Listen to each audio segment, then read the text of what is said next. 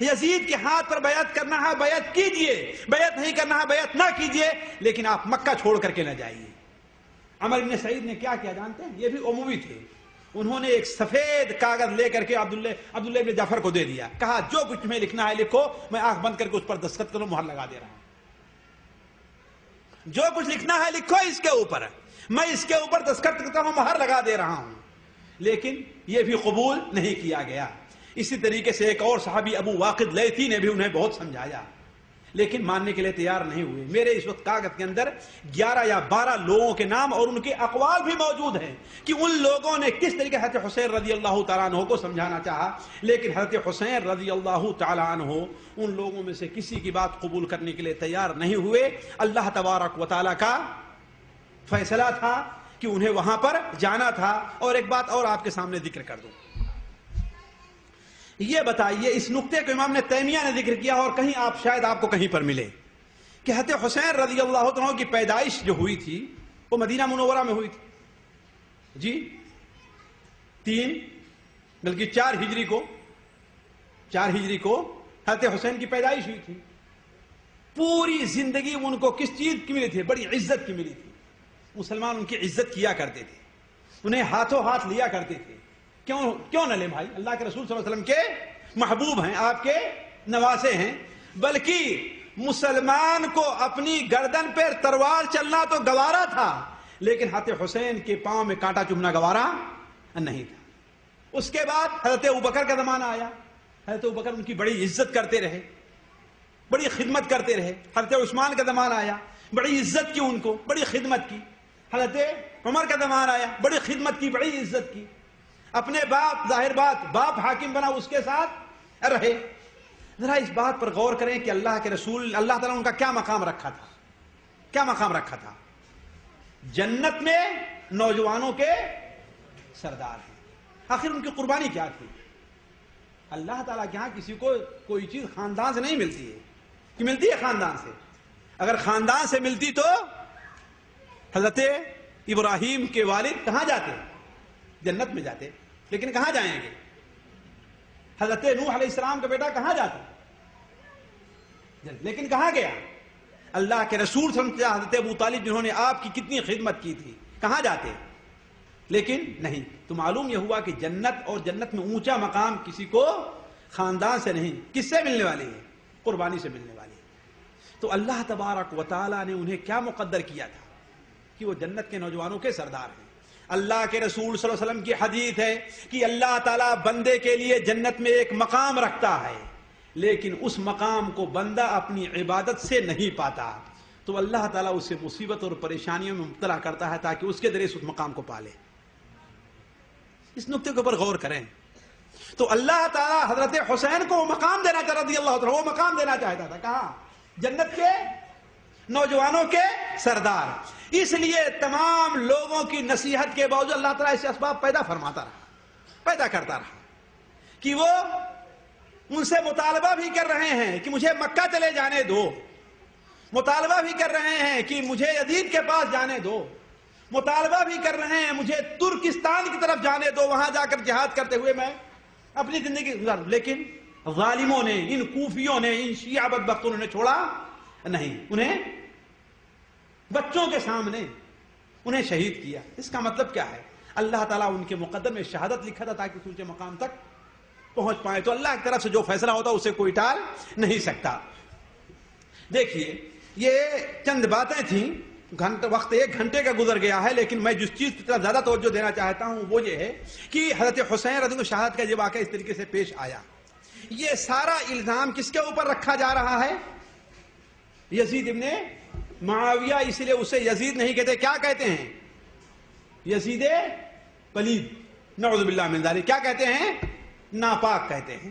اور ناپاک اللہ تعالیٰ مشرکین اور کافروں کہتا ہے، مسلمانوں کو نہیں کہتا۔ کوئی بھی مسلمان ہو اللہ تعالیٰ کا ولی۔ ایک بات۔ دوسری بات یہ بتائیے، کیا کوئی شک کسی مسلمان کے قتل کرنے سے وہ کافر ہو جاتا ہے؟ نہیں۔ اہل سنت والجماعت کا عقیدہ ہے اگر کوئی کسی نبی کو قتل کرتا تو وہ کافر ہے، کسی نبی کو قتل کرتا ہے تو وہ، امام ابن عساکر نے، ابن حجر الہیتمی نے اور دوسرے تمام لوگوں نے یہ بات لکھی ہے، بغیر حوالے کے میں کوئی بات نہیں کہتا، لکھی ہے کہ نبی کے کا قاتل تو کیا ہے؟ کافر ہے، لیکن کسی مسلمان کا قاتل قتل سے انسان کافر نہیں ہوتا۔ تو پلید کیا ہو؟ کون ہے وہ؟ کافر ہے۔ انما المشرکون نجس، مشرکین کیا ہیں؟ نجس ہیں۔ لیکن یزید کیا ہے؟ مسلمان تھا۔ یزید کیا تھا؟ مسلمان تھا۔ اہل سنت والجماعت میں سے کسی کوئی ایک حوالہ بھی نہیں پیش کرتا تو انہوں نے یزید کے اوپر کفر کا فتویٰ لگایا ہو۔ کفر کا فتویٰ جو لگایا ہے وہ شیعوں نے لگایا ہے، رافضیوں نے لگایا ہے، جیسا کہ امام ابن کثیر رحمہ اللہ وغیرہ نے متعدد جگہ اس کی صراحت کی ہے۔ امام نے تیمیہ رحمہ اللہ کہتے ہیں کہ کوئی مسلمان یزید کو کافر نہیں کہے، فاسق کہتے ہیں، کچھ کہا ہے لوگوں نے فاسق ہے کہ نہیں، لیکن کافر نہیں کہا۔ تو یزید کے اوپر سب سے پہلا الزام یہ لگا ہے کہ حضرت حسین رضی اللہ عنہ کو اس نے قتل کیا تھا۔ لیکن حضرت حسین کا قتل پہلی بات تو یہ ہے کہ یزید نے نہیں کیا، یزید نے نہیں کیا تھا۔ حضرت حسین رضی اللہ تعالیٰ عنہ اپنے بھائی، چچے زاد بھائی عقیل، محمد مسلم نے عقیل کے لکھنے پر کوفہ آئے۔ راستے ہی معلوم ہو گیا کہ کوفہ کے لوگوں نے بدعہدی کر دی ہے، اور قریب آئے تو کوفہ کے لوگوں نے آپ کو راستہ روکنا چاہا، راستہ روکا، آپ تھوڑا کنارے ہٹ کر کے قادسیہ کی طرف بڑھ رہے تھے کہ کربلا کے مقام پر پہنچے تو آپ کو وہیں پر روک لیا گیا، اور وہیں پر آپ کی شہادت کا واقعہ پیش آیا۔ میں شہادت کا واقعہ سنا کر کے آپ لوگوں کے دل کو زخمی نہیں کرنا چاہتا۔ کیوں؟ اس لیے کہ دنیا کا کوئی ایسا مسلمان نہیں جس کے دل میں ذرہ برابر بھی اگر ایمان ہے تو حضرت حسین کی شہادت پر ناراض نہ۔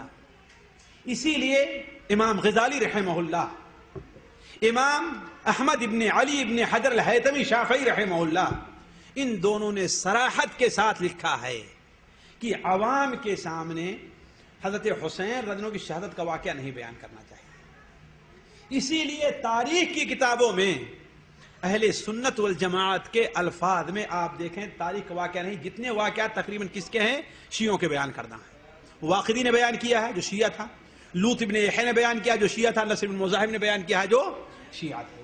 تو پہلا الزام یزید کے اوپر یہ ہے کہ وہ حضرت حسین رضی اللہ عنہ کا قاتل تھا اور آپ کے قتل کے اوپر رضامند ہوا ہے۔ لیکن چھوٹا منہ بڑی بات میں یہ نہیں کہتا، لیکن میں کہتا ہوں کہ ایک بھی تاریخ کا حوالہ، صرف یعقوبی ایک شیعہ مورخ ہے جس نے بغیر سند کے یہ بات نقل کی ہے کہ یزید نے حضرت حسین کے قتل کا حکم دیا تھا۔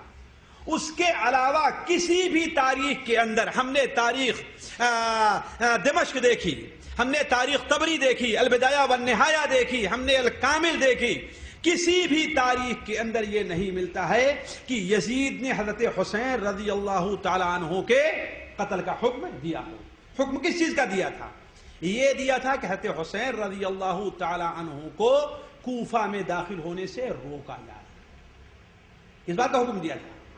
اور یہی بات امام ابن تیمیہ شیخ الاسلام رحمہ اللہ نے اپنی کتاب کے اندر لکھا ہے۔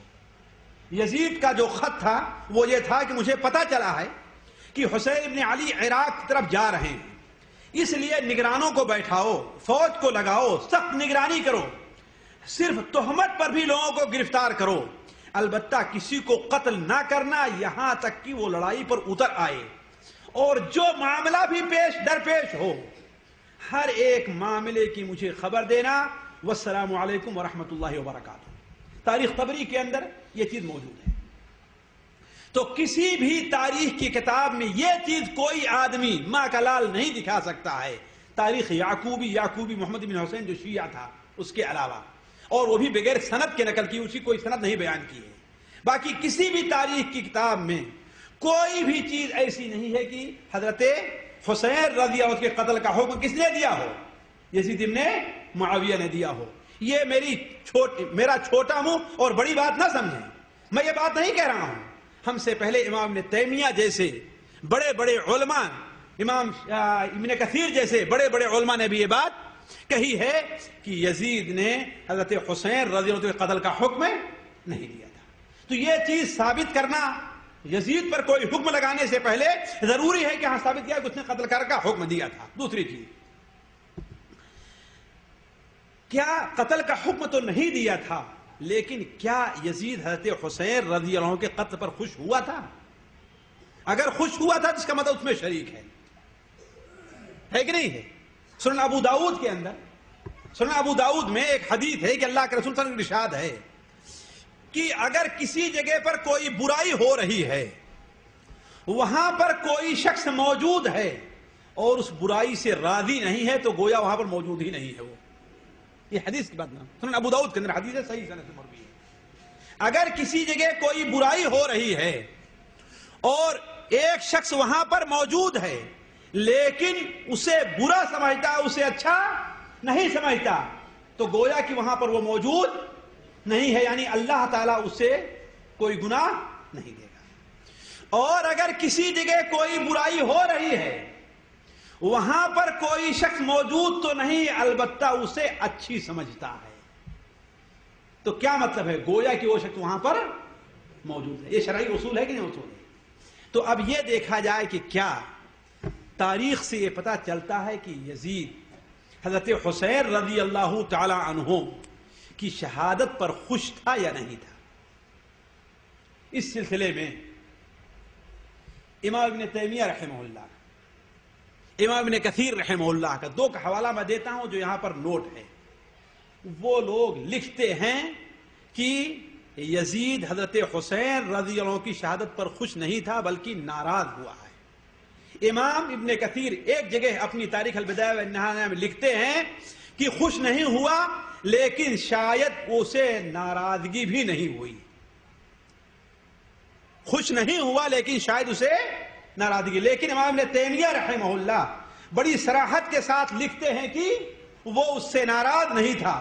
جو کچھ ہم نے لکھا اس سلسلے میں چند سطر وہ آپ کو پڑھ کر سناتا ہوں. دیکھیے، کسی بھی صحیح و قابل اعتبار روایت سے پتہ نہیں چلتا کہ یزید نے حضرت حسین کے قتل پر خوشی کا اظہار کیا ہو، بلکہ اکثر روایات جو شیعہ ہی سے بیان کردہ ہیں ان میں اس بات کی صراحت ہے کہ یزید کے پاس جب حضرت حسین کے صاحبزادے حضرت علی ابن زین العابدین پہنچے ہیں تو یزید نے سخت افسوس کا اظہار کیا، عبید اللہ ابن زیاد کو لعنت و ملامت کی، اور بڑی وضاحت کے ساتھ صاف لفظوں میں یہ کہا کہ قد كنت ارضى من طاعتكم بدون قتل حسين لعن الله ابن سمية اما والله لو اني صاحبه لعفوت عنه فرحم الله الحسين.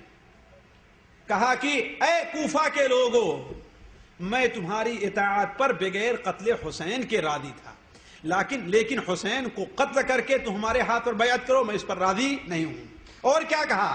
اللہ تعالیٰ کی لعنت ہو ابن سمیہ یعنی عبید اللہ ابن زیاد کے اوپر، واللہ اگر میں وہاں پر موجود ہوتا تو حسین کو چھوڑ دیتا، رضی اللہ عنہ بخش کر دیتا. اللہ تعالیٰ حسین کے اوپر رحم کر.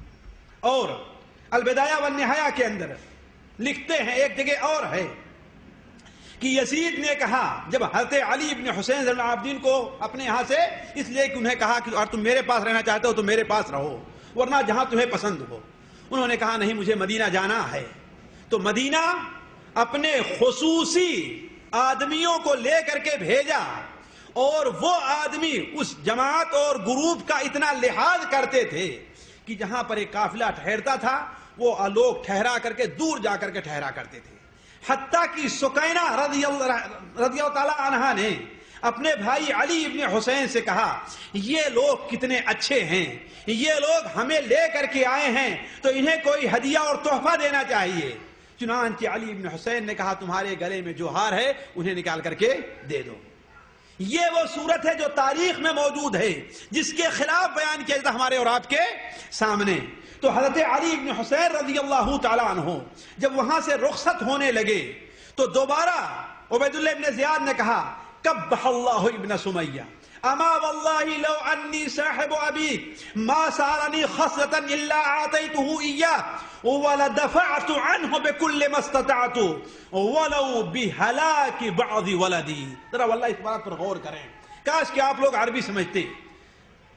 یزید نے کہا اللہ تعالیٰ برا کرے ابن سمیہ کا، واللہ اگر میں تمہارے باپ کے پاس ہوتا تو مجھ سے جس چیز کا بھی وہ سوال کرتے، جس بات کا بھی وہ سوال کرتے، میں انہیں ان کی بات پوری کر دیتا۔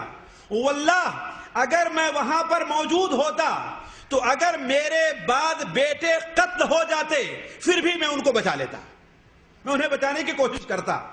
ولیکن اللہ قضا ما رأیت، لیکن تم دیکھ رہے ہو کہ اللہ تعالیٰ کا یہ فیصلہ تھا۔ پھر ان کے بعد انہیں رخصت کیا اور بہت زیادہ مال و دولت دی اور ان کے ساتھ لوگوں کو بھیجا، اور اس کے بعد کیا بیان کیا کہ تم مدینہ میں رہو کوئی بات نہیں ہے، مدینہ منورہ میں، لیکن تمہیں جو چھوٹی بڑی ضرورت پیش آئے وہ میرے پاس ضرور دکھنا۔ اسی لیے یزید کا یہ حسن عمل تھا، یہ اچھا برتاؤ تھا کہ ابھی آگے آ رہا ہے کہ اہل مدینہ نے جب یزید کے خلاف علم بغاوت اٹھایا ہے تو اس میں علی زین العابدین علی بن حسین شریک نہیں ہوئے، کہا کہ نہیں میں شریک نہیں ہوتا۔ البتہ جو یہ نقل کیا تھا کہ حضرت حسین کا سر یزید کے سامنے لایا گیا اور وہ اس پر خوش ہوا، بلکہ خوشی سے اس نے کچھ اشعار پڑھے، یہ سراسر جھوٹ اور خرافات ہے۔ امام ابن تیمیہ رحمہ اللہ لکھتے ہیں کہ اور ابن کثیر لکھتے ہیں کہ حضرت حسین کا سر عبید اللہ ابن زیاد کے سامنے پیش کیا گیا، یزید کے سامنے پیش نہیں کیا گیا۔ اور یہاں پر ایک دلچسپ بات بتاؤں آپ کو، مثلا مشہور ہے ہمارے یہاں جھوٹے کو یادداشت نہیں تھی، بھول جایا کرتا ہے کل اس نے کیا بات بیان کی تھی۔ اسی لیے کوئی آدمی مجرم جب پکڑا جاتا ہے تو پولیس اسے ایک دن بیان نہیں لیتی ہے، روزانہ 2 دن 3 دن 4 دن لگاتار بیان لے گی پولیس اسے۔ کیوں؟ اس لیے کہ کل جو بیان کیا اس کے خلاف بیان نہیں کر رہا ہے۔ اگر اس کے خلاف بیان، اس کا مطلب کیا ہے کہ وہ، اسی لیے عربی کی مثل مشہور ہے، دروغ گورا حافظہ نہ باشد، جھوٹے کو کوئی بات یاد نہیں رہتی ہے۔ تو جو جھوٹی روایت بیان کرنے والے ہیں، دلچسپ بتاؤں تاریخ کی کتابوں میں موجود ہے کہ جب حضرت حسین رضی اللہ تعالی عنہ کا سر مبارک یزید کے سامنے پیش کیا گیا تو اس نے اپنے سامنے ایک تشت میں تھالی میں رکھا اور لکڑی سے ان کے دانت پر چھونے لگا۔ تو ابو برزہ اسلمی ایک صحابی تھے، انہوں نے کہا اپنی چھڑی کو اس دانت سے ہٹا لو، اس لیے کہ ہم نے اللہ کے رسول صلی اللہ علیہ وسلم کو دیکھا ہے کہ اس منہ کو بوسہ دے رہے تھے۔ لیکن یہ حدیث گڑھنے والے بدبختے بھول گئے کہ حضرت ابو برزہ اسلمی شام کبھی گئے ہی نہیں، شام کبھی تاریخ سے پتہ ہی نہیں چلتا کہ انہوں نے کبھی شام کا انہوں نے رخ کیا ہو۔ وہ کوفہ میں تھے، بصرہ میں تھے، اس کے بعد سرحدی علاقے میں جہاد کے لیے نکل گئے، وہیں پر ان کی شہادت ہو گئی۔ دیکھیں یہ سب سے بڑی جھوٹ کی دلیل ہے۔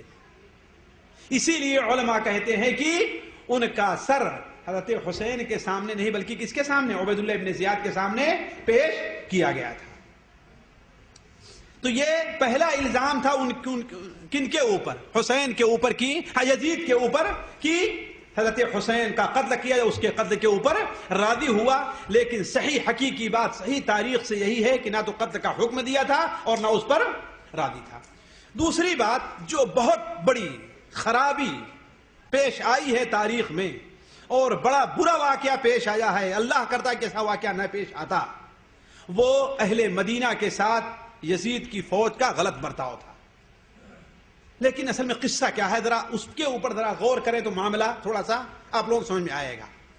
پورے مدینہ منورہ کے لوگوں نے یزید کے ہاتھ پر بیعت کر لی تھی کہ ہاں آپ وقت کے خلیفہ ہیں، لیکن حضرت حسین رضی اللہ عنہ کی شہادت کے بعد جب حضرت عبداللہ ابن زبیر نے مکہ میں خلافت کا اعلان کیا اپنی، تو مدینہ منورہ کے لوگوں نے یزید کے ہاتھ بیعت کو توڑ کر کے حضرت عبید حضرت عبداللہ ابن زبیر کے ہاتھ پر بیعت کر لی۔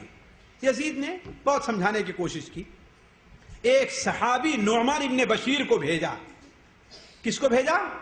نعمان ابن بشیر، ہر پڑھا لکھا آدمی جانتا ہے کہ بڑے مشہور صحابی ہیں نعمان ابن بشیر۔ ان کو بھیجا کہ جا کر کے اہل مدینہ کو سمجھاؤ کہ مجھے یہ مجبور نہ کرے کہ میں ان کے اوپر حملہ کروں اور لشکر بھیجوں، اس لیے کہ لڑائی ہوگی تو معاملات بگڑیں گے، اس لیے وہ لوگ جس طریقے سے پہلے بیعت کیے ہوئے تھے وہ بیعت کر لیں۔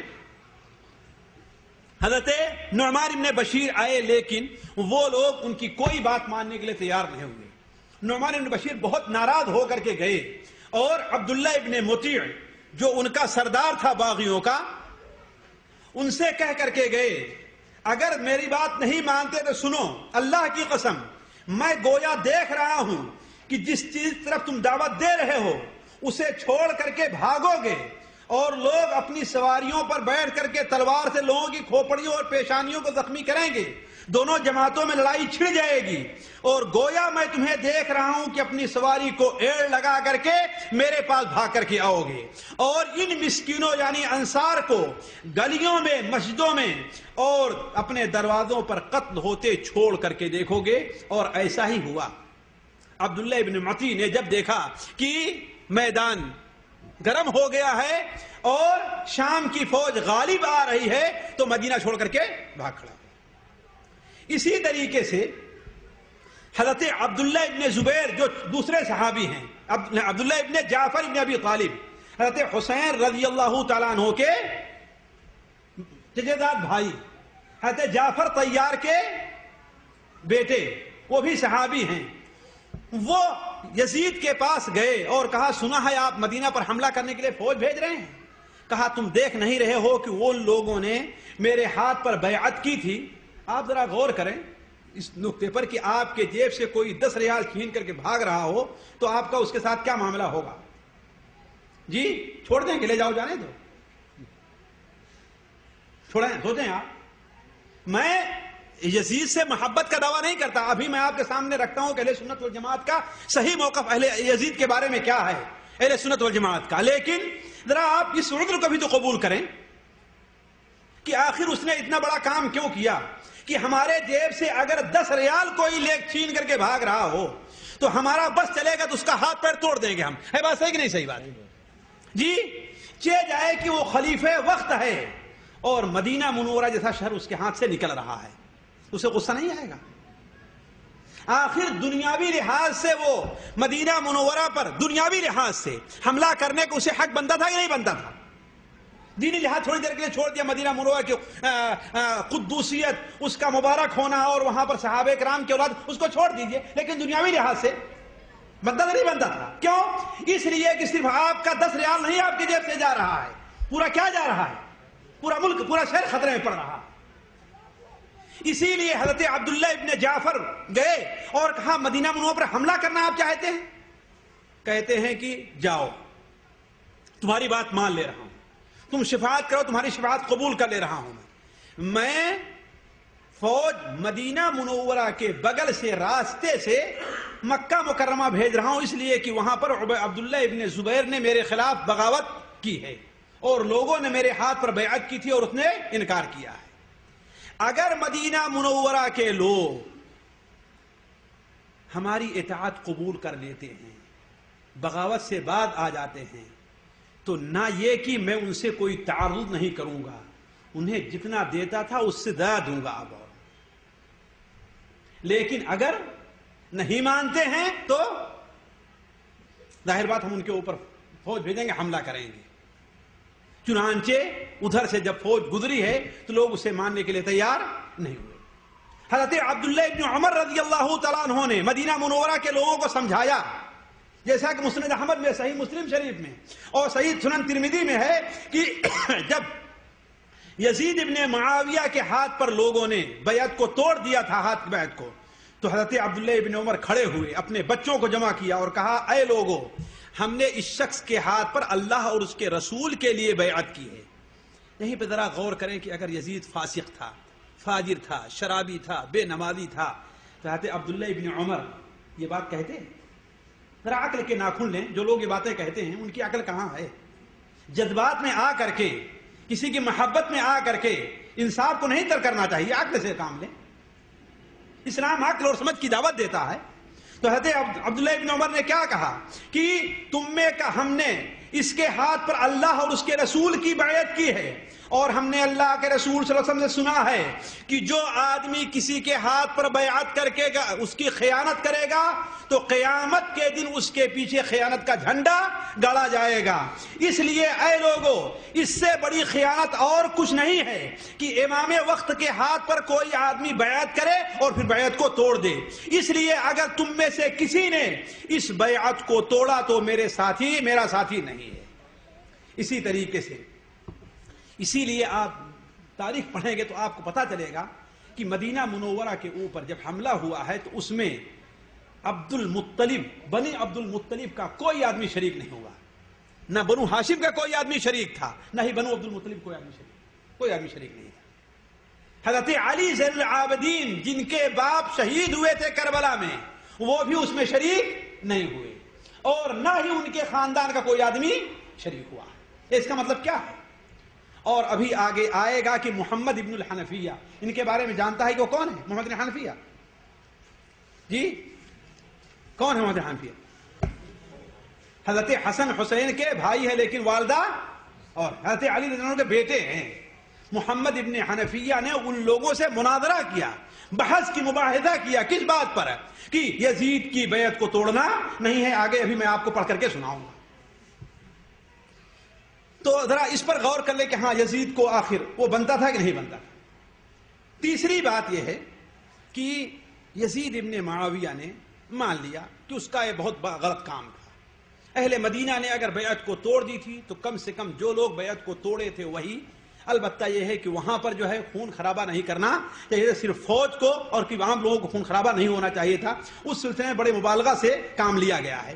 لیکن اس کے بعد یزید کی کچھ خوبیاں بھی ہیں، اس کو لوگوں نے ذکر نہیں کیا مدینہ منورہ سے متعلق۔ چنانچہ البدایہ والنہایہ کے اندر ہے کہ جب مسلم بن عقبہ مدینہ منورہ چھوڑ کر کے گیا اور یہ خبر یزید تک پہنچی کہ مدینہ منورہ فتح ہو گیا ہے، تو انہوں نے ایک صحابی کو بلایا، ضحاک ابن قیس الفہری کو۔ کس کو؟ ضحاک ابن قیس الفہری کو، اس کو بلایا اور اس سے بلا کر کہا کہ دیکھو بہت برا ہوا، اہل مدینہ کے ساتھ بڑا ظلم ہوا ہے، انہوں نے غلطی کی بہت، لیکن بتاؤ اس کا اب آخر کفارہ کیا ہے؟ تو انہوں نے کہا کہ ایسا کیجئے کہ مدینہ منورہ والوں کو کھانے اور پہننے اور ساری چیزیں بھیج دیجیے۔ چنانچہ تاریخ میں آتا ہے کہ یزید نے بڑے بڑے قافلے اونٹوں کے کھانے پہننے اور چیزوں سے لادا کر کے مدینہ منورہ لوگوں کو بھیجا اور آیا۔ امام ابن کثیر رحمہ اللہ یہ نقل کرنے کے بعد کیا کہتے ہیں کہ هذا خلاف ما ذكره كذبة الروافض عنه في أنه شمت بهم واشتكى بقتلهم وأنه أنشد شعرا۔ یہ قصہ اس بات کی دلیل ہے کہ جھوٹے رافضی لوگ جو یزید ابن معاویہ کے بارے میں یہ کہتے ہیں کہ اہل مدینہ کے اوپر جب حملہ کیا اور وہ لوگ قتل کیے گئے تو اس پر وہ خوش ہوا تھا اور کچھ شعر پڑھ کر کے سنایا تھا، اس سراسر جھوٹ اور غلط ہے۔ لیکن یہ باتیں کوئی نہیں بیان کرتا۔ البتہ مدینہ منورہ کے ساتھ اس میں کوئی شک نہیں ہے کہ بہت برا ہوا تھا، لیکن یہ جو بیان کیا جاتا ہے تاریخ کے اندر کہ مدینہ منورہ کے اندر 10,000 آدمی مارے گئے تھے، یا 1,000 باکرہ عورتوں کی عزت لوٹی گئی تھی، یا 70 بدری صحابی مارے گئے تھے، ذرا سوچنے کی بات ہے۔ ان میں ایک بدری صحابی کا نام بھی کوئی لا کے مجھے دکھا دے، ایک بدری صحابی کا نام دکھا دے۔ 70 بدری صحابی مارے گئے تھے، یا مدینہ منورہ میں 1000 عورتوں نے حرہ کے بعد بغیر شوہر کے بچہ جنا تھا۔ یہ ساری کی ساری جھوٹ اور خرافات ہے، اس میں کوئی بھی حقیقت نہیں ہے۔ یہ ساری چیزیں بیان کردہ کس کی ہیں؟ واقدی کی۔ واقدی کے بارے میں علماء کہتے ہیں کہ کذاب تالف، جھوٹا ہے اور گیا گزرا ہے بالکل۔ بلکہ اس کے بارے میں امام حافظ ابن حجر رحمہ اللہ نے تقریب تہذیب میں لکھا ہے کہ یہ تو اس بات پر یقین رکھتا تھا کہ حضرت علی دوبارہ زندہ ہوں گے اور آ کر کے دوبارہ حکومت کریں گے۔ واقدی اس کا یہ لوط ابن یحییٰ جو پکا شیعی ہے، اخباری تالف اس کے بارے میں لکھتے ہیں، ان کی بیان کردہ ہے۔ ذرا سوچئے، ایک غور کرنے کی بات ہے، آخر یزید نے جو فوج بھیجا تھا وہ مسلمانوں کی فوج تھی، کافروں کی فوج تھی؟ ذرا میں ایک نقطے پر آپ لوگوں کو لانا چاہتا ہوں، ذرا غور کریں. جی کون فوج تھی؟ وہ فوج ان لوگوں کی تھی جو صحابہ کے پروردہ تھے، عام طور پر تابعین لوگ ہے کہ نہیں؟ کیا دنیا کی تاریخ میں کہیں بھی ایک مثال بھی پیش کی جا سکتی ہے کہ مسلمان فوج کافروں کے ساتھ ایسا معاملہ کرتی رہی ہے؟ دنیا کی تاریخ میں کوئی ایک مثال پیش کر دی جائے تو جو فوج کافروں کے ساتھ یہ برتاؤ نہیں کرتی ہے کہ ان کے گھروں میں گھس کر کے ان کے عزتوں کو لوٹتی رہی ہو کافروں کے ساتھ، وہ مسلمانوں کے ساتھ ایسا کرے گی؟ نعوذ باللہ من ذالک. جو لوگ اخبارات میں لکھتے آ رہے ہیں یہ باتیں، نعوذ باللہ من ذالک، ان کی عقلیں کہاں گئی ہیں؟ ذرا سوچیں، غور کریں. آپ نے تاریخ پڑھی نہیں پڑھی؟ پڑھی ہے نا؟ کہیں دیکھا ہے کہ کسی بھی ملک کے اندر آج بھی واللہ اس گئے گزرے زمانے میں بھی مسلمان فوج ایسا نہیں کرتی؟ کافر فوجیں، ظالم فوجیں ایسا کرتی ہیں، لیکن مسلمان کی فوج اپنے دشمن کے ساتھ کبھی یہ نہیں کرتی ہیں کہ ان کی عورتوں کی عزت کے اوپر دھاوے چہ جائے کہ وہ فوج جس کی پرورش صحابہ کرام کے ہاتھوں ہوئی ہو، صحابہ کرام بھی موجود ہوں، وہ فوج کہیں اور نہیں مدینہ منورہ کے اندر یہ سب کام کرے گی؟ نعوذ باللہ من ذالک. جو باتیں کہہ رہے ہو ذرا سوچو کہاں سے نکل رہی ہے؟ کیا کہہ رہے ہو تم کہ مسلمان فوج کا ایسا کردار نہیں رہا ہے کہ وہ غیر مسلموں کے ساتھ ایسا کرے تو مسلموں کے ساتھ کیسا ایسا کرے گی؟ تو یہ ساری باتیں ساتھیوں، اور صرف میں نہیں کہتا بلکہ اس سلسلے میں جتنی روایتیں موجود ہیں اس کا ہم نے دراسہ کیا ہے، اور ہم سے پہلے اور لوگوں نے دراسہ کیا، بلکہ میں کچھ تمن لے کر کے بھی آیا ہوں، ان کو دکھا سکتا ہوں کہ اس سلسلے میں کوئی بھی ایسی تاریخ کی کوئی ایسی روایت نہیں ہے جس سے معلوم ہو کہ ہاں انہوں نے ایسا کیا ہے. دیکھیے بات لمبی ہو گئی، 10:30 بجنے جا رہے ہیں. میں ذرا اور ایک بات آپ لوگوں کے سامنے ضروری رکھ کر کے آتا ہوں اس بات طرف. یزید بن معاویہ کے بارے میں حدیثوں کا موقف کیا ہے، اہل سنت والجماعت کا موقف کیا ہے؟ دیکھیے ایک الزام یزید بن معاویہ پہ یہ لگتا ہے کہ وہ شراب پیتا تھا، نمازوں کو چھوڑتا تھا، یہ کہا جاتا ہے نا. بلکہ اس کے بارے میں کہا جاتا ہے وہ بندروں کا اور کتوں کا اور شیروں کا اور فلاں وہ کھیل دیکھنے اور شکار کرنے کا وہ عادی تھا، یہ کہا جاتا ہے نا. لیکن یہ سب سے بڑا الزام اس کے اوپر ہے، سب سے بڑا الزام اس کے اوپر ہے. کسی بھی تاریخ کے اندر، حتیٰ کہ امام ابن کثیر رحمہ اللہ البدایہ والنہایہ میں لکھتے ہیں کہ لوگ اس کے بارے میں کہتے ہیں کہ وہ اس طریقے سے یہ کیا کرتا تھا، اس کے بارے میں بہت سے ذکر کیا، اللہ عالم اس کی صحت کے بارے میں کیا جانتا ہے. اس لیے کوئی بات آپ کے سامنے بیان کی جائے اور آپ کی سمجھ میں آئے تو آپ کہہ رہے اللہ بہتر جانتا ہے، میں نہیں جانتا اس کو. تو امام ابن کثیر نے کیا کہا؟ اللہ اس کی صحت کے بارے میں بہتر جانتا. اور میں آپ کے سامنے واضح کر دوں، متفقہ طور پر ان باتوں کو بیان کرنے والے یا تو لوط ابن یحییٰ ایک شیعی راوی ہے، یا ہشام کلبی ہے، یا واقدی ہے. اور ان تینوں کے بارے میں علماء اہل سنت والجماعت کا متفقہ فتویٰ ہے کہ لوط ابن یحییٰ شیعی تھا، محترق تھا، جلا ہوا، جسے میں نے کہا سڑا ہوا آدمی تھا. امام ابن تیمیہ کہتے ہیں جھوٹا ہے اور متروک ہے. دارقطنی کہتے ہیں کہ میں نہیں سمجھتا کہ اس سے کوئی آدمی حدیث بیان کرے گا. یعنی ان کی یہ حالات ہے. اب ان کے بارے میں ان کی بیان کردہ روایت سے یزید کے بارے میں یہ کہا جائے کہ ہاں وہ شراب پیتا تھا، نمازیں چھوڑتا تھا. اس سلسلے میں دور نہ جا کر کے یزید سے جس کے ساتھ اٹھنا بیٹھنا تھا اس کی بات جو بالکل صحیح سند سے مروی ہے وہ آپ کے سامنے رکھ کر کے چلتا ہوں. دیکھیے حضرت محمد ابن الحنفیہ، یہ حضرت علی کے بیٹے حضرت حسین کے، اس کا ہم نے وعدہ کیا تھا آپ کے سامنے رکھتا ہوں. رحمہ اللہ سے جب عبداللہ ابن مطیع عدوی نے یزید کی بیعت توڑنے اور عبداللہ ابن جعفر کے ہاتھ میں بیعت کرنے کے لیے کہا تو انہوں نے انکار کیا. اس پر عبداللہ ابن مطیع نے کہا کہ یزید شراب پیتا، نماز چھوڑتا ہے. محمد ابن حنفیہ کہنے لگے کہ میں اس کے پاس گیا ہوں، میں اس کے پاس ایک مدت تک ٹھہرا رہا اور ہم نے اسے نماز کا پابند پایا، خیر کا متلاشی پایا، فقہی مسائل سے متعلق سوال کرنے والا اور سنت کا پابند پایا. ذرا دیکھیں یہ کون کہہ رہا ہے؟ محمد ابن حنفیہ کہہ رہے ہیں. لوگوں نے کہا ایسا اس نے آپ کو دکھلانے کے لیے بناوٹی طور پر کہا تھا. اسے لوگوں کے پاس دلیل بھی تو ہوتی ہے نا، لوگوں کے پاس دلیل بھی ہوتی ہے. شیطان جو ہے لوگوں کے دل میں کیا ہے؟ وَإِنَّ الشَّيَاطِينَ لَيُوحُونَ إِلَىٰ أَوْلِيَائِهِمْ لِيُجَادِلُوكُمْ، شیطان اپنے دوستوں کے سامنے دل میں یہ وحی ڈالتا ہے تاکہ تم سے مجادلہ اور تم سے بحث کریں۔ انہوں نے کہا کہ یہ بناوٹی طور پر آپ سے کہہ رہا تھا۔ حضرت محمد بن حنفیہ نے جواب دیا کہ آخر اسے مجھ سے کون سا خوف ہے؟ میں نہ حاکم تھا، نہ اس کا باپ تھا، نہ بڑا بھائی تھا، مجھ سے کون سا خوف تھا؟ یا مجھ سے کون سی امید رکھتا تھا کہ میرے سامنے اللہ کے خوف کا اظہار کر رہا تھا؟ کیا شراب پینے وغیرہ کی باتیں جو تم لوگ کہہ رہے ہو اس نے یہ سب تمہیں دکھا کر کیا ہے؟ تمہیں دکھا کر کیا ہے؟ اگر تمہیں اطلاع دے کر کرتا تھا تو تم لوگ اس گناہ میں اس کے شریک ہو، اور اگر تمہیں اس پر مطلع نہیں کیا تو تمہارے لیے بغیر علم کے گواہی دینا جائز نہیں ہے۔ لوگوں نے کہا ہم نے اگرچہ نہیں دیکھا لیکن یہ بات حق ہے، ہم نے اگرچہ نہیں دیکھا لیکن یہ بات حق ہے۔ حضرت محمد بن حنفیہ نے کہا اللہ تعالیٰ ایسی شہادت گواہی قبول نہیں کرتا، اس لیے میرا تم لوگوں سے کوئی تعلق نہیں ہے۔ ان لوگوں نے کہا کہ آپ کو خطرہ ہے کہ آپ کے علاوہ کوئی اور امیر بن جائے گا، تو آئیے ہم آپ کے ہاتھ پر بیعت کرتے ہیں، آپ کو اپنا امیر بنا لیتے ہیں۔ انہوں نے کہا جس معاملے میں تم لوگ ہمیں ابھار رہے ہو اس میں لڑائی کرنا میں جائز ہی نہیں سمجھتا، نہ امیر بن کر کے نہ مامور بن کر کے۔ لوگوں نے کہا اپنے والد یعنی علی بن ابی طالب کے ساتھ تو آپ نے لڑائیاں کی ہیں۔ جواب دیا کہ میرے باپ جیسا کسی کو لے آؤ تو اس کے ساتھ مل کر کے قتال کروں گا میں۔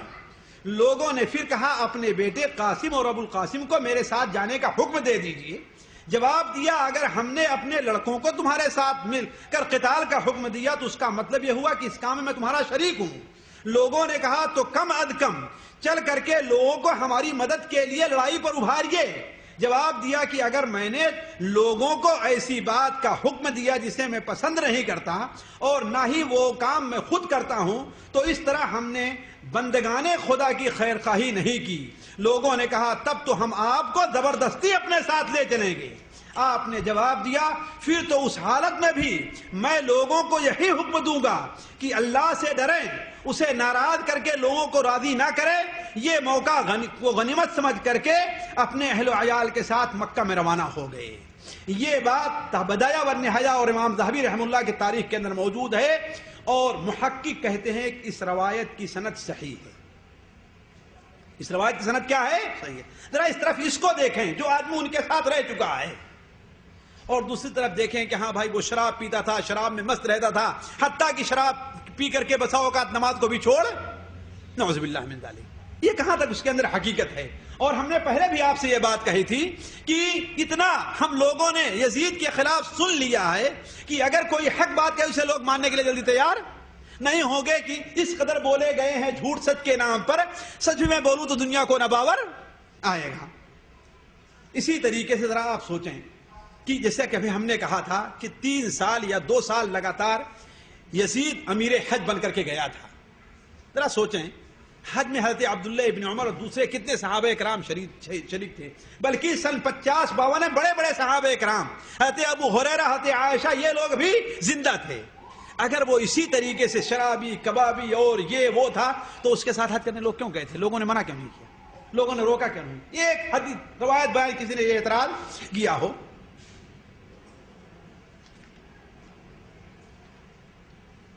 اس طریقے سے اگر بہت سی چیزیں غور کی جائیں تو بات آپ لوگوں کے سامنے آئے گی۔ ان میں ذرا اس بات پر غور کریں کہ قسطنطنیہ پر جو حملہ کیا تو یزید ابن معاویہ اس کا قائد تھا نا، اور حضرت ابو ایوب انصاری جس کے مہمان بنے تھے اللہ کے رسول صلی اللہ علیہ وسلم، ہے کہ نہیں؟ حضرت عبداللہ ابن عباس، حضرت عبداللہ ابن زبیر، یہ سارے لوگ اس جنگ میں شریک تھے۔ وہ شرابی تھا، کبابی تھا، بے نمازی تھا، تو اسے فوج کا قائد کیسے مان لیا لوگوں نے؟ کچھ لوگ یہاں پر یہ نقطہ پیدا کرتے ہیں کہ اس فوج کا قائد یزید بن معاویہ نہیں تھا، بلکہ کون تھے؟ سفیان ابن اور عبد الرحمن ابن خالد ابن ولید تھے۔ لیکن شاید ان لوگوں کو ترجمہ کرنا نہیں آتا ہے۔ ان لوگوں کے قیادت کا ذکر ہے، میں غلط نہیں کہتا، قیادت کا ذکر ہے، لیکن جو قیادت کا ذکر ہے ارض روم کی طرف ہے، مدینہ قیصر کی طرف نہیں ہے۔ اس فرق کو سمجھنے کی کوشش کریں۔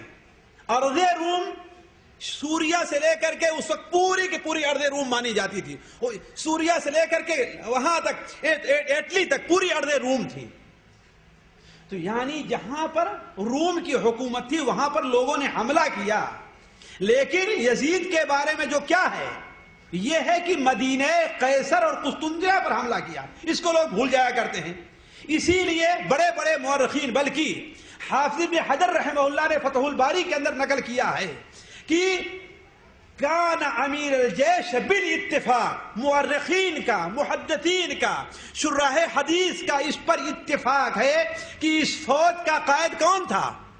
یزید ابن معاویہ تھا، نہ کہ سفیان ابن عوف وغیرہ تھے۔ اس لیے لوگ جو بعض لوگ یہ کوشش کرتے ہیں کہ ہاں کہ یزید ابن معاویہ اس فوج کا کمانڈر نہیں تھا، جیسا کہ بعض اخبارات میں وہ بات آئی ہے، میرے پاس بھی شاید وہ اخبار کا تراشا کہیں موجود ہو، لیکن یہ بات کیا ہے بالکل سراسر غلط اور جھوٹ ہے۔ کہاں گیا وہ اخبار؟ چلیے علی کل حال، اب میں ظاہر بات ہے آپ لوگ بھی اکتا گئے ہیں، میں آخری بات کہہ کر کے اپنی بات رکھتا ہوں، یہ کہ اس کو دیکھیں کہ ابھی تک تو آپ میری بات سن رہے تھے، لیکن اہل سنت والجماعت کا یزید کے بارے میں کیا موقف ہے؟ دیکھیے، اہل سنت والجماعت کا اس میں کوئی شک نہیں ہے کہ یزید ابن معاویہ کو غلطی پر ٹھہراتے ہیں۔ کیوں؟ وجہ کیا ہے؟ اس لیے کہ اس کے زمانے میں جو یہ حادثات پیش آئے ہیں، کون؟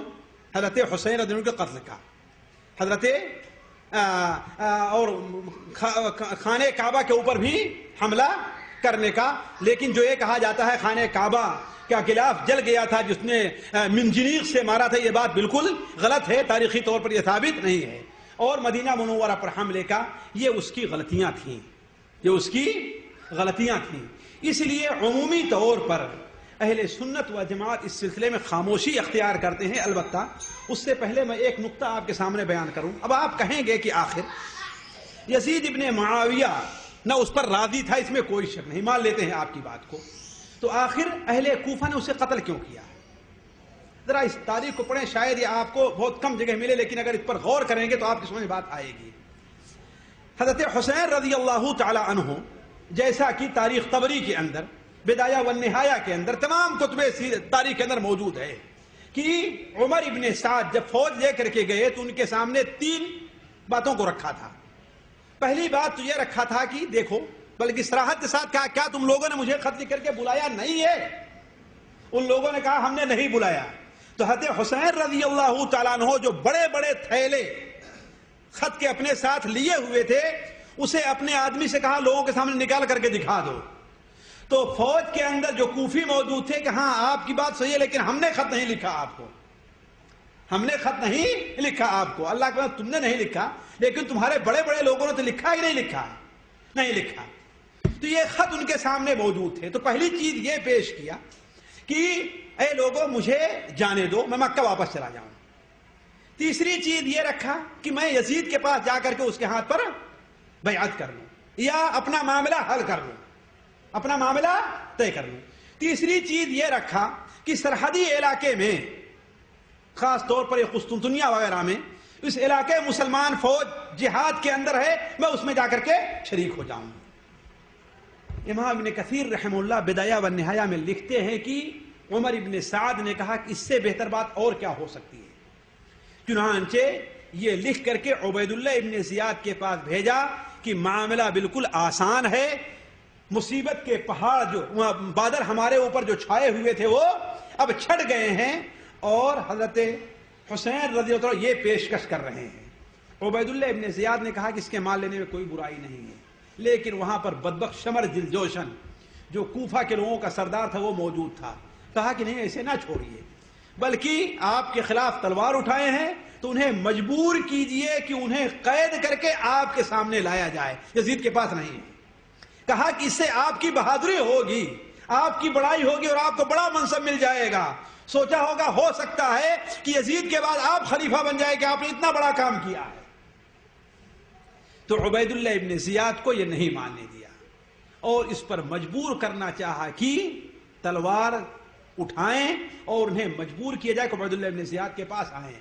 حضرت حسین رضی اللہ عنہ نے کہا کہ یہ بات مجھے قبول نہیں ہے۔ سوال آپ سوچیں گے کہ آخر وہ لوگ موجود تھے، ساری کی ساری فوج کوفہ کی تھی یا کچھ لوگ بصرہ کے تھے؟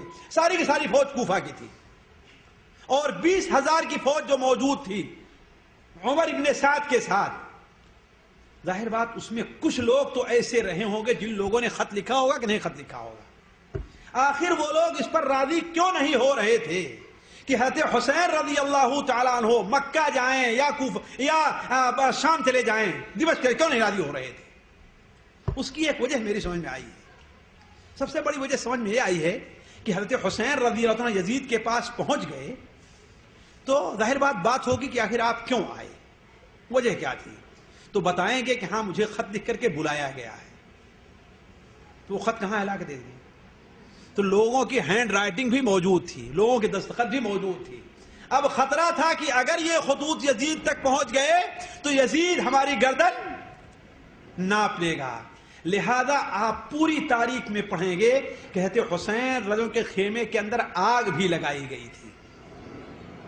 پڑھیں گے آپ تاریخ کہ حضرت حسین کے خیمے میں آگ بھی لگائی گئی تھی اور انہیں شہید بھی کیا گیا تاکہ ہمارے خلاف یزید کو کوئی ثبوت نہ مل سکے. اس لیے وہ خطوط بھی جلا دیے گئے، حضرت حسین کو شہید بھی کر دیا گیا. اور یہ رائے جب میں نے شیخ صفی الرحمان کے سامنے پیش کی تو شیخ صفی الرحمان نے کہا کہ ہاں معاملہ کچھ ایسا ہی لگتا ہے، معاملہ کچھ ایسا ہی لگتا ہے. علی کل حال لیکن یزید کی ذمہ داری اس سے بری نہیں ہوتی ہے. کیوں؟ اس نے دیکھا کہ حضرت حسین کو رضی اللہ عنہ کو زبردستی قتل کیا گیا ہے.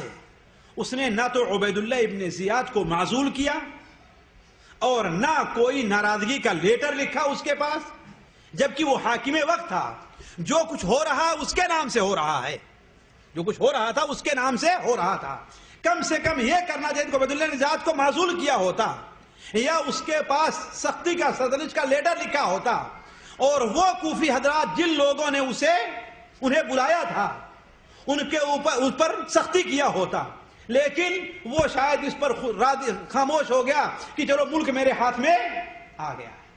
تو اب یہ معاملہ کس کا ہے؟ اللہ تعالیٰ کا ہے اور یزید کا ہے. یزید اپنے سارے کارنامے لے کر کے اللہ تعالیٰ کے پاس پہنچ گیا ہے. اب اللہ تعالیٰ اگر اسے بخشتا ہے تو یہ اس کی مہربانی ہے اور اگر اسے سزا دیتا ہے تو یہ اللہ تعالیٰ کا انصاف ہے. لیکن یہاں پر چند باتیں ذکر کرنا ہے کہ اہل سنت والجماعت کا اس سلسلے میں موقف یہ ہے ساتھیوں کہ نہ تو یزید بلکہ امام ابن کثیر رحمہ اللہ، امام ابن تیمیہ رحمہ اللہ، ابن حجر حتمی رحمہ اللہ لکھتے ہیں کہ یزید کے بارے میں لوگوں کا 3 گروپ ہے. ایک گروپ تو ہے کہ جو یزید سے محبت کا دعویٰ کرتا ہے، یہ ناصبیوں کا ہے. دوسرا گروپ یزید کو لعن تان کرتا ہے، برا بھلا کہتا ہے، زندیق قرار دیتا ہے اور یہ شیعوں اور رافضیوں کا گروپ ہے. تیسرا گروپ جو ہے وہ اس کے بارے میں خاموشی اختیار کرتا ہے، نہ اس سے صحابہ جیسی نیک اور صالح لوگوں جیسی محبت کا دعویٰ کرتا ہے اور نہ ہی اسے لعن تان کرتا ہے. اور کہا کہ یہی مسلک صحیح ہے. چنانچہ میں 2 مثالیں پیش کروں گا، ورنہ آپ لوگ بعض اخبار سے سمجھے ہوں گے کہ ہاں معتمد اور تاریخ کی معتبر کتابوں میں ہے کہ ہاں یزید فاسق اور فاجر تھا، نعوذ باللہ من ذالک. اہل سنت والجماعت میں سے چند لوگ ہیں جن کے نام ملتے ہیں پرانے مورخین میں. امام ابن الجوزی ہیں اور امام سیوطی ہیں. ان دونوں کے بارے میں آپ لوگوں کے سامنے یہ بات ذکر کر دوں کہ یہ دونوں محققین میں علماء ان کا شمار نہیں کرتے، یہ لوگ جمع کرنے والے ہیں بس. اسی لیے آپ لوگ تعجب کریں گے یہاں اگر کوئی پڑھا لکھا آدمی موجود ہے تو دیکھے کہ موضوع حدیثوں سے متعلق سب سے بڑی کتابیں ان دونوں نے لکھی ہیں، امام ابن الجوزی نے اور امام سیوطی رحمہ اللہ نے، اور اپنی کتابوں کو موضوع حدیثوں سے ان دونوں نے بھر دیا ہے. دیکھیے بالکل تضاد دیکھیے، ایک طرف تو موضوع حدیث متعلق جو کتابیں لکھتے ہیں سب سے بڑی کتابیں لکھ رہے ہیں، اس کے بعد اپنی کتابیں دوسرے موضوعات سے متعلق تو سب سے زیادہ موضوع حدیثوں کو ان لوگوں نے لا کر کے بھر دیا ہے.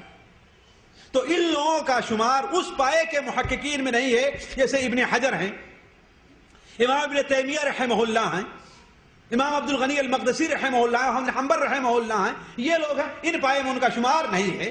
دیکھیں امام ذہبی رحمہ اللہ کہتے ہیں کہ یزید کو نہ تو ہم گالی دیتے ہیں نہ اس سے محبت کا دعویٰ کرتے ہیں. امام سیر اعلام نبلا ان کی کتاب 25 جلدوں میں ہے، اس کی 4 جلد کے 36 صفحے کے اندر موجود ہے یہ کہ یزید ممن لا نسبہ ولا نحبہ، یزید ان لوگوں میں ہے جسے نہ تو ہم برا بھلا کہتے ہیں، گالی دیتے ہیں، اور نہ ہی اس سے محبت کا دعویٰ کرتے ہیں، بلکہ خلفائے بنو امیہ، خلفائے بنو عباس، اسی طرح کے دوسرے خاندان کے خلفاء میں اس جیسے بہت سے خلیفہ گزرے ہیں، بلکہ بعد اس سے بھی برے تھے، بلکہ بعد کیا ہیں، اس سے بھی گزرے ہیں۔ یزید سے متعلق یہ شور و شرابہ، گویا کہ اس زمانے کی بات کریں امام ذہبی رحمہ اللہ، یزید سے متعلق یہ شور و شرابہ اس لیے ہوا ہے کہ وہ شخص وفات نبوی کے 49 سال بعد خلیفہ بنا، وفات نبوی کے 49 سال بعد خلیفہ بنا۔ عہد نبوی ابھی قریب تھا، صحابہ موجود تھے، جیسے حضرت عبداللہ ابن عمر جو اس سے، اس کے باپ اور دادا دونوں سے خلافت کے زیادہ حقدار تھے۔ اسی طریقے سے مشہور امام شافعی امام ابو احمد المعروف ابن الحداد لکھتے ہیں، ان سے پوچھا گیا کہ اہل سنت والجماعت کا عقیدہ کیا ہے، ان سے پوچھا گیا تو انہوں نے ایک لمبی بحث لکھی، اس کے بارے میں لکھتے ہیں کہ اللہ تعالیٰ تمہیں حق بات کی توفیق دے، صراط مستقیم پر چلائے۔ تم نے یہ سوال کیا ہے کہ وہ عقیدے حق کا صحیح عقیدہ، صحیح منہج کون ہے جس پر ایک مکلف بندے کو چلنا چاہیے، تو اس کے آخر میں لکھتے ہیں کہ ہم لوگ حضرت معاویہ رضی اللہ تعالیٰ عنہ کے لیے دعا کرتے ہیں، وَنَكِلُ سَرِيرَ يَزِيدَ إِلَى اللَّهِ تَعَالَى، اور یزید کے معاملے کو اللہ تعالیٰ کے حوالے کر دیتے ہیں، یعنی نہ اسے گالی دیتے ہیں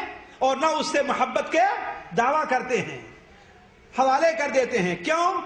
اس لیے کہ اس کے بارے میں یہ پیش کیا گیا ہے کہ جب حسین رضی اللہ عنہ کا صدر ان کے سامنے رکھا گیا تو اس نے کہا کہ تجھے اس شخص نے قتل کیا ہے جسے رشتہ داری کا کوئی لحاظ نہیں تھا، اور میں حضرت حسین رضی اللہ عنہ کے قتل کرنے والے سے برات کا اظہار کرتا ہوں، جس نے اس پر مدد کی ہے اس سے برات کا اظہار کرتا ہوں، اور جو اس سے ظاہری اور باطنی طور پر راضی ہے اس سے برات کا اظہار کرتا ہوں۔ یہ ہمارا یعنی ہم لوگوں کا اہل سنت جماعت کا اعتقاد ہے، اور یزید کے باطنی معاملے کا کس کے حوالے کرتا ہوں معاملہ؟ اللہ تعالیٰ کے حوالے کرتا ہوں۔ ایک بڑے مشہور عالم ہیں امام ابن الصلاح، ہر پڑھا لکھا آدمی ان کا نام جانتا ہے، اور علم حدیث کے اوپر جو انہوں نے کتاب لکھی ہے سب سے مشہور کتاب مقدمہ ابن الصلاح ہے۔ کوئی ایسا مکتبہ نہیں جائیے کہ ڈھونڈیے جدہ کے اندر، چاہے لوگوں کا اپنا ذاتی مکتبہ ہو یا کوئی عام لائبریری ہو یا کوئی بیچنے والا مکتبہ ہو، کہ اس پر یہ کتاب نہ پائی جائے۔ کون سی کتاب؟ مقدمہ ابن صلاح۔ امام ابن صلاح رحمہ اللہ سے پوچھا گیا کہ ایک شخص ایک یہ عقیدہ رکھتا ہے کہ یزید ابن معاویہ نے حضرت حسین رضی اللہ عنہ کو قتل کیا، خوشی خوشی بغیر کسی دباؤ کے اسے قبول کیا، اور اس سلسلے میں یہ قائل، یہ بات کہنے والا اپنے ہم خیال لوگوں سے حدیثیں یعنی باتیں بھی نقل کرتا ہے کہ فلاں فلاں فلاں امام نے اور فلاں امام نے فلاں امام نے یہ لکھا ہے، جیسا کہ الاعتماد جو اخبار آیا اس کے اندر لکھا تھا فلاں امام اور فلاں امام اور فلاں امام فلاں امام، کسی کا جھوٹ ہے، کسی کا غلط ہے، کسی کے بارے میں سچ ہے، کسی کے بارے میں دھوکہ ہے، کسی کے بارے میں ڈنڈی ماری گئی ہے، اس میں جو کچھ کیا گیا ہے، اس طریقے سے کہتا ہے کہ اپنے سے پہلے علماء کے بارے میں نقل کرتا ہے کہ یہ شخص یزید کو لعن طعن کرنے اور اسے بلا بھلا کہنے پر مصر ہے۔ سوال اہل علم سے یہ ہے کہ اس بارے میں کچھ لکھیں جو یا تو اس کے لیے حجت بنے یا اس کے لیے منع کا سبب ہو، یعنی اسے روکا جا سکے۔ حافظ ابن صلاح رحمہ اللہ نے جواب دیا کہ ہمارے نزدیک یہ بات ثابت نہیں ہے کہ یزید نے حضرت حسین کے قتل کا حکم دیا تھا، بلکہ ثابت یہ ہے کہ ان سے قتال کا حکم دینے والے عراق کا گورنر عبید اللہ ابن زیاد تھا۔ البتہ جہاں تک یزید کو برا بھلا کہنے کا تعلق ہے تو یہ مسلمانوں کی شان نہیں ہے۔ اگر یہ صحیح بھی ہو کہ یزید نے حضرت حسین کو قتل کیا یا ان کے قتل کا حکم دیا تھا، تو صحیح حدیث کے اندر ہے کہ لعن المسلم قتل ہی، یعنی مسلمان کو لعن طعن کرنا گویا اسے قتل کرنا ہے۔ تو حضرت حسین کا قاتل اس سے کافر نہیں ہو جاتا، بلکہ اس نے بہت بڑے گناہ کا ارتکاب کیا ہے۔ کافر تو صرف انبیاء کا قاتل ہوتا ہے۔ یزید کے بارے میں لوگ تین مختلف رائے رکھتے ہیں۔ ایک جماعت تو اس سے محبت و موالات کا دعویٰ رکھتی ہے، اور اس کے مقابل دوسری جماعت اس سے اسے گالی دیتی اور برا بھلا کہتی ہے، اور تیسرا فرقہ درمیانی ہے جو نہ اس سے محبت و ولا کا اظہار کرتا ہے اور نہ ہی اسے گالی دیتا ہے، بلکہ ایک درمیانی راہ اختیار کرتا ہے۔ اس کے ساتھ تمام دوسرے اسلامی بادشاہوں، خلفائے راشدین کے علاوہ دوسرے خلفاء جیسا برتاؤ کرتا ہے۔ یہی فرقہ درست اور اس کا مذہب علماء سلف کی سیرت کے مطابق اور شریعت مطہرہ کے قواعد و اصول کے مطابق ہے۔ اللہ تعالی ہمیں اپنے نیک لوگوں میں شمار کرے۔ فتاوی ابن صلاح جلد 1 صفحہ 216 سے 219 تک آپ لوگ اس کو دیکھ لیں۔ اسی طریقے سے امام ابن حجر حیتمی نے بھی، امام شافعی امام ہے ان کا نقل کیا ہے، لیکن اس کو میں چھوڑ کر کے ایک مشہور حنبلی عالم، اس لیے کہ ایک اخبار کے اندر ہم نے پڑھا کہ امام ابن حنبل رحمہ اللہ کے سارے ماننے والے یزید کو کافر کہتے ہیں۔ لکھا ہے نا، لکھا تھا نا آپ نے، ماننے والے کافر کہتے ہیں۔ اولاً تو امام ابن حنبل کا ماننے والا کوئی بھی شخص کافر نہیں کہتا، ایک بھی نہیں، سارا جسے سفید جھوٹ کہتے ہیں وہ سفید جھوٹ ہے۔ دوسری چیز، احمد بن حنبل رحمہ اللہ سے لے کر کے 3 حنبلی یا 2 حنبلی عالم ملے ہیں جو یزید کے اوپر لعن طعن کو جائز کہتے ہیں، اسے کافر نہیں کہتے۔ باقی دوسرے لوگ، امام ابن تیمیہ جو حنبلی ہیں، حتیٰ کہ احمد بن حنبل رحمہ اللہ وہ کہتے ہیں یزید کے بارے میں نہ میں اسے گالی دیتا ہوں نہ میں اس سے محبت کرتا ہوں۔ فتاوی ابن تیمیہ اٹھا کر کے دیکھ لیجیے۔ اور یہ شافعی عالم ہے علامہ عبد الغنی المقدسی، ان کے بارے میں ذرا دیکھیں، امام ذہبی رحمہ اللہ لکھتے ہیں الامام العالم الحافظ الکبیر الصادق القدوہ العابد الاثری المتبع عالم الحفاظ تقی الدین المقدسی۔ 541 میں ان کی پیدائش ہے اور 600 میں ان کا انتقال ہے۔ ذیل طبقات حنابلہ کی جلد 2 صفحہ 34 کے اوپر یہ ان کا فتویٰ موجود ہے۔ لکھتے ہیں یزید کی خلافت صحیح تھی، یزید کی خلافت صحیح تھی۔ بعض علماء نے تو یہاں تک لکھا ہے کہ یزید کے ہاتھ پر 60 صحابہ نے بیعت کی تھی، ان میں حضرت عبداللہ ابن عمر بھی تھے۔ البتہ جہاں تک اس سے محبت کا تعلق ہے تو جو اس سے محبت کرتا ہے اس پر نکیر نہ کی جائے گی، اور جو اس سے محبت نہیں کرتا اس پر مجبور نہ کیا جائے گا، کیونکہ وہ اللہ کے رسول صلی اللہ علیہ وسلم کے صحابہ میں نہ تھا جن سے محبت کرنا ان کی صحبت کی وجہ سے واجب ہو، اور اس میں کوئی ایسی خوبی بھی نہیں تھی جو دوسرے تابعین خلفاء جیسے عبد الملک ابن مروان اور اس کی اولاد سے ممتاز کرے۔ اس کی عیب جوئی سے روکا جائے گا اس خوف سے کہ معاملہ اس کے والد تک نہ پہنچ جائے، اس طرح بہت بڑا فتنہ کھڑا ہوگا۔ اور اسی اخبار میں یہ بھی لکھا ہے کہ امام ابن کثیر رحمہ اللہ یزید پر لعن طعن کو جائز کہتے ہیں، یہ بھی سراسر جھوٹ ہے۔ البدایہ والنہایہ جلد 6 صفحہ 466 کا فوٹو ہی میرے پاس موجود ہے، اس کا ترجمہ ہم نے نقل کیا۔ امام ابن کثیر ایک جگہ البدایہ والنہایہ میں لکھتے ہیں، میں کہتا ہوں کہ یزید کے بارے میں لوگوں کی 3 رائے ہے۔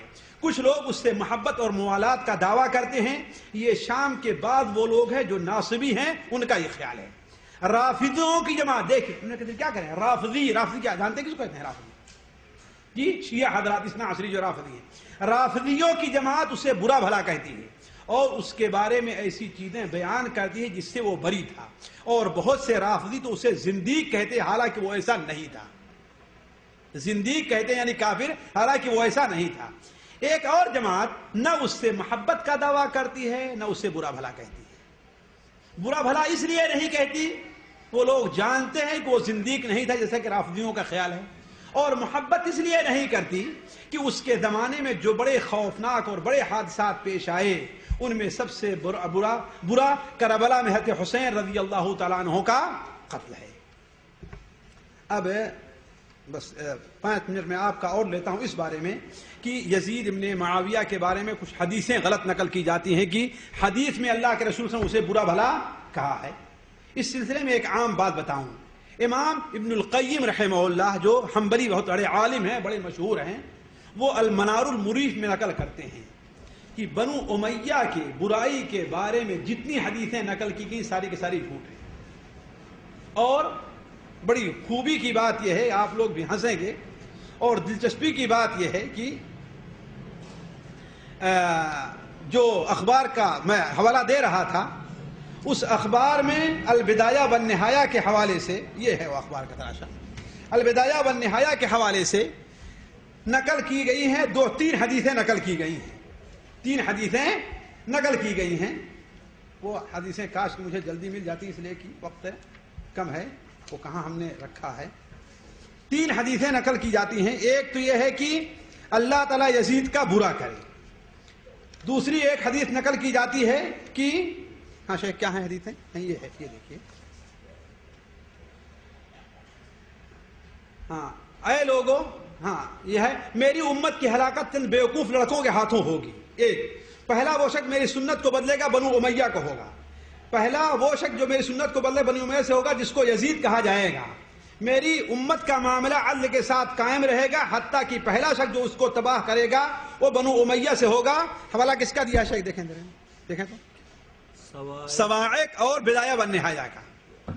یہ دونوں کتابیں اٹھا کر کے ہم نے دیکھا، الصواعق المحرکہ جو شیعوں کی تردید میں ہے، امام حافظ ابن حجر الحیتمی کی ہے، وہ کہتے ہیں کہ یہ حدیث مسند ابو یعلا میں ضعیف سند سے مروی ہے۔ امام ابن کثیر رحمہ اللہ البدایہ والنہایہ میں اس پر ایک مستقل صفحے پر بحث کی ہے، اور امام بخاری رحمہ اللہ کا قول نقل کیا، امام بخاری رحمہ اللہ کا قول نقل کیا ہے کہ اس سلسلے میں جتنی حدیثیں نقل کی جاتی ہیں وہ کیا ہیں؟ ساری کی ساری موضوع ہیں۔ اور آخر میں نقل کرتے ہیں کہ امام ابن عساکر نے اپنی کتاب تاریخ کے اندر یزید کی مذمت میں بہت سی حدیثیں نقل کی ہیں جو ساری کی ساری موضوع ہیں۔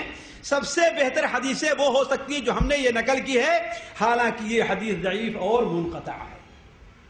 یہ حدیث کیا ہے؟ ضعیف اور منقطع ہے۔ اچھا، بخاری شریف کی ایک حدیث جو ہم نے ابھی آپ کے سامنے پڑھی، اس حدیث کا لوگ حوالہ دیتے ہیں کہ میری امت کی ہلاکت چند بیوقوف لڑکوں کے ہاتھوں ہوگی۔ چند بیوقوف لڑکوں سے مطلب کیا ہے؟ حالانکہ بخاری شریف میں جو حدیث ابو ہریرہ سے مروی ہے کہ میری امت کی ہلاکت قریش کے ایک خاندان کے لڑکوں کے ذریعے ہوگی، اور دوسری روایت ہے کہ میری امت کو قریش کے چند لڑکے ہلاک اور برباد کریں گے۔ اس حدیث کی شرح پڑھیے تو آپ کو چند حقائق ملیں گے۔ پہلی حقیقت تو یہ ہے کہ اس میں لڑکوں کا ذکر ہے، اور یزید جب خلیفہ بنا تھا تو لڑکا نہیں تھا۔ یزید خلیفہ جب بنا تھا اس کی عمر 35 سال کے قریب تھی، وہ لڑکا ہے جی۔ اسی لیے مسند احمد میں اور بخاری شریف میں اس حدیث کے راوی بیان کرتے ہیں کہ میں اپنے دادا کے ساتھ عبد الملک ابن مروان اور امیہ بنو امیہ کے خاندان میں جاتا تھا تو بعض لوگوں سے بیعت لی جاتی تھی، ابھی وہ بچے رہا کر، بلکہ بعض لوگ گود میں اٹھا کر اسے بیعت لی جایا کرتی تھی۔ تو اس حدیث میں اشارہ کس طرف ہے؟ ان لوگوں طرف، یزید کی طرف نہیں ہے۔ ایک چیز۔ دوسری چیز، صحیح بخاری شریف میں کتاب المناقب کے اندر یہی حدیث مروی ہے ابو ہریرہ سے کہ آپ نے بیان فرمایا یہلک امتی ھذا الحی من قریش، میری امت کو قریش کا ایک قبیلہ ہلاک کرے گا۔ تو لوگوں نے پوچھا اے اللہ کے رسول آپ مجھے کس چیز کا حکم دیتے ہیں؟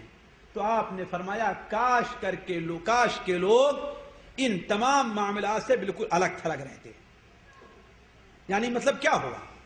یعنی لڑکوں کی آپس میں لڑائی ہوگی، فتنہ پیدا ہوگا، وہ ملک لینا چاہے گا، وہ ملک لینا چاہے گا، وہ حاصل کرنا چاہے گا، ایسے آپس میں لڑیں گے۔ جب قریش لڑیں گے تو دوسرے لوگ بھی آپس میں لڑیں گے اور بڑا فتنہ ہوگا۔ ایسے موقع پر مسلمان کا موقف یہ ہونا چاہیے کہ اس فتنے سے الگ رہیں۔ لوگ یہ حدیث تو بیان کرتے ہیں اور یہ نہیں سمجھتے کہ حضرت حسین رضی اللہ پر آنچ آ رہی کہ اللہ کے رسول نے تو کیا فرمایا کہ بہتر ہوتا کہ لوگ بچے رہتے، لیکن حضرت حسین رضی اللہ سے بچے نہیں رہے۔ تو عرض کرنے کا مقصد یہ ہے کہ ساتھیو، اس طریقے سے ایک حدیث یہ بیان کی جاتی ہے کہ اللہ کے رسول نے بیان فرمایا 70ویں سال سے سنت 70 سے اللہ کی پناہ مانگو تم۔ لیکن اس کا تعلق یزید سے کہاں ہے؟ بخاری مسند احمد کی روایت ہے، اس کا تعلق یزید سے کہاں؟ یزید تو سن 64 میں اس کا انتقال ہو گیا تھا۔ اور جو حدیث کنز العمال کے اندر 60 سال کا جس میں ذکر ہے وہ حدیث بالکل ضعیف اور موضوع ہے. کسی حدیث کی کتاب مسند وغیرہ اسے آپ پائیں گے نہیں, مسند وغیرہ میں نہیں پائیں گے. اب آخری باتیں اس سلسلے میں بہت کہنی تھی, لیکن آخری بات میں آپ کے سامنے یزید کے انتقال سے متعلق رکھتا ہوں, شاید کہ اس سے جو ہے کچھ لوگوں کو عبرت ہو جائے. کہ دیکھیے یزید کا انتقال سن 64 میں ہوا ہے. کہاں گئی بھائی ہاں, یزید کی وفات سن 64 کے اندر ہے. یزید اپنے اچھے اور برے سارے کام کو لے کر کے وہ اللہ تبارک و تعالی اور مالک حقیقی کے سامنے حاضر ہو چکا ہے کہ نہیں, پہنچ چکا ہے. اللہ تبارک و تعالی کے سامنے اس کا معاملہ ہے. لیکن امام ابن کثیر رحمہ اللہ نے اور امام ابن عساکر رحمہ اللہ نے جہاں پر یزید کا تذکرہ ختم کیا ہے وہاں پر 2 باتیں لکھی. وہی 2 بات میں کہہ کے آپ سے رخصت جاتا ہوں. جہاں پر یزید کا تذکرہ ختم کیا ہے اور وہ بڑی دلچسپ ہے, ذرا اس پر غور کریں گے. امام ابن کثیر بدایہ والنہایہ, میرے پاس فوٹو بھی رکھا ہے, اگر کوئی آدمی تعقب کرنا چاہے میں اسے دکھا دوں گا کہ امام ابن عساکر نے اور امام ابن کثیر نے لکھا اس کے آخر کے تذکرے میں کہ جب یزید ابن معاویہ کا انتقال کا وقت ہوا تو اس کی زبان پر یہ دعا تھی. وہ کیا تھی؟ اللہم لا تؤاخذنی بما لم احبہ ولم اردہ وحکم بینی وبین عبید اللہ ابن زیاد. اے اللہ تبارک و تعالی, جس چیز کا میرا ارادہ نہ تھا اور نہ ہی ہم نے اسے پسند کیا, اس پر میری گرفت نہ کیجیے گا. یہ تاریخ ابن عساکر کے اندر اور بدایہ والنہایہ میں موجود ہے, اور یزید ابن معاویہ کے تذکرے کے بالکل آخر میں. اسی پر امام ابن کثیر نے معاملے کو ختم کیا ہے. اے اللہ تعالی, جس چیز کا میرا ارادہ نہیں تھا اور نہ ہی ہم نے اسے پسند کیا ہے اس پر میری گرفت نہ کیجیے گا, اور میرے اور عبید اللہ ابن کے درمیان تو فیصلہ کر دے. یعنی میری بدنامی کا, میرے اوپر لوگوں کے غلط زبان کھولنے کا سبب کون بنا ہے؟ عبید اللہ ابن زیاد بنا. لہذا میرے بارے میں اس کے بارے میں تو ہی فیصلہ کر دے. اس کے بعد امام ابن کثیر نے آخری بات جو ایک خواب نقل کیا ہے. امام ابن عساکر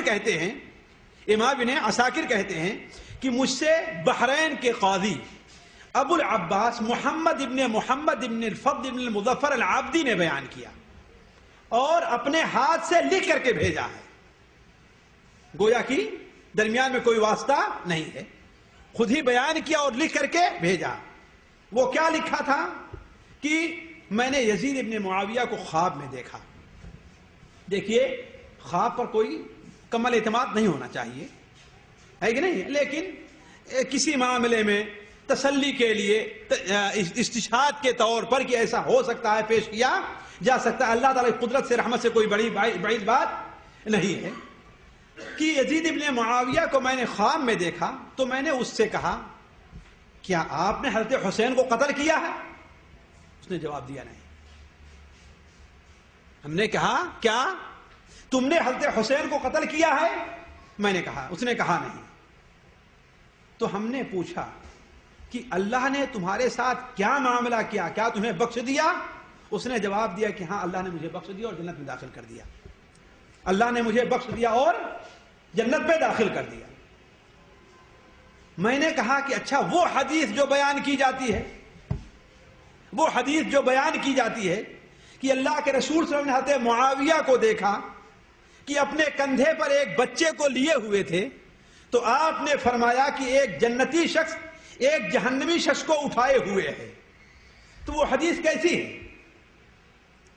تو اس نے کہا کہ یہ حدیث صحیح نہیں ہے. امام ابن عساکر نے کہا کہ صحیح ہے.